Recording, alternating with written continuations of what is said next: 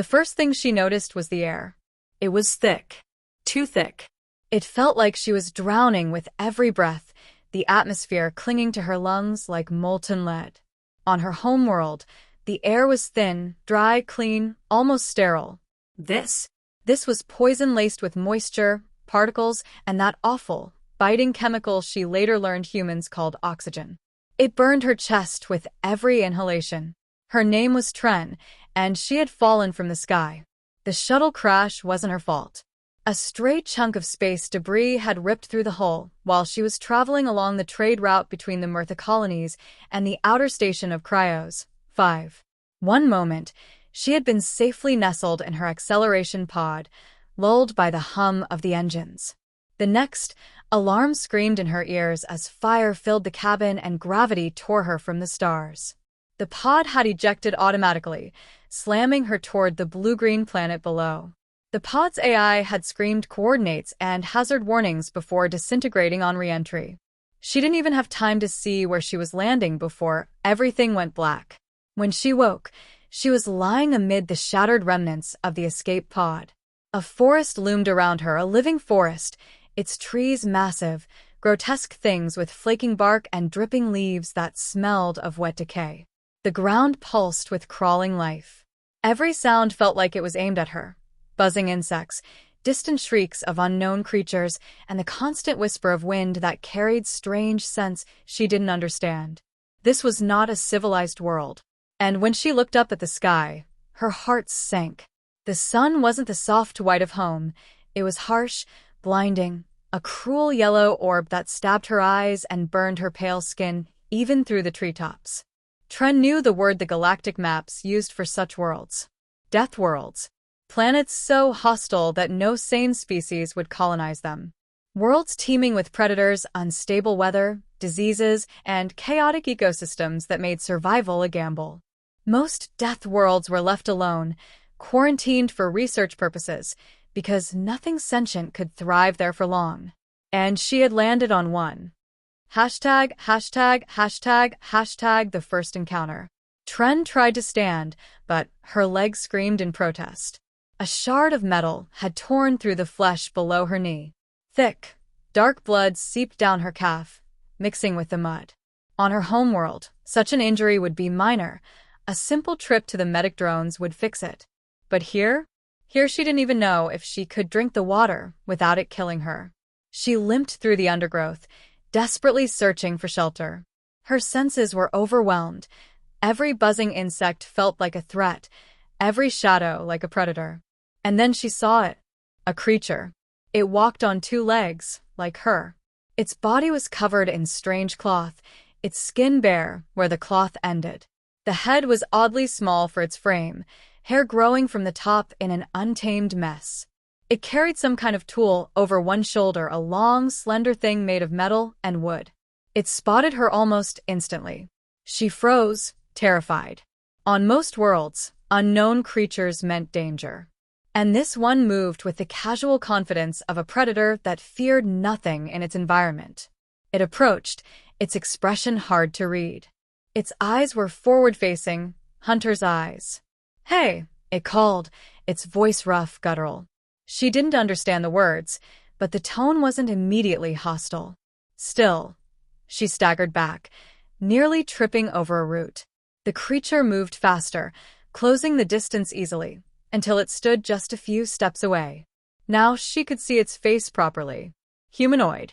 2 eyes, a nose, a mouth, like many species in the galaxy. But its skin was strange, its teeth sharp-looking when it spoke again. "You're hurt," it said. She didn't know the words. She only knew the sound of her own pounding heartbeat. And then the creature did something that shocked her. It knelt. Slowly, cautiously, as though trying not to scare her. It set aside the long tool, weapon, and raised its hands, palms outward. A universal gesture of peace. "I can help," it said. ########, a fragile alliance.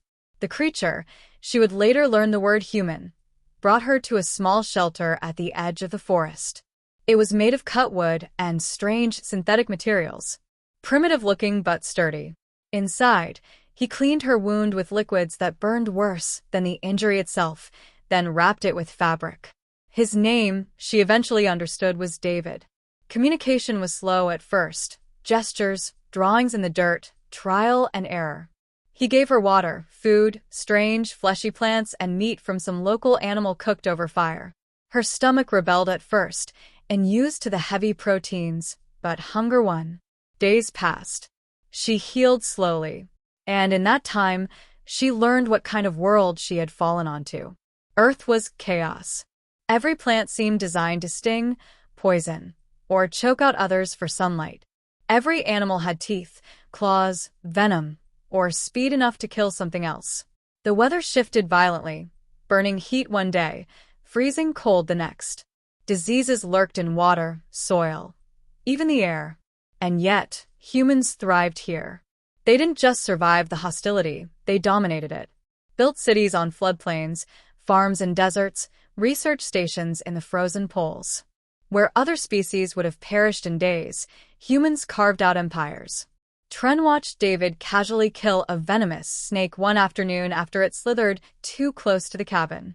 He didn't even flinch when it bared dripping fangs, just pinned its head with a stick and cut it clean in half with a machete.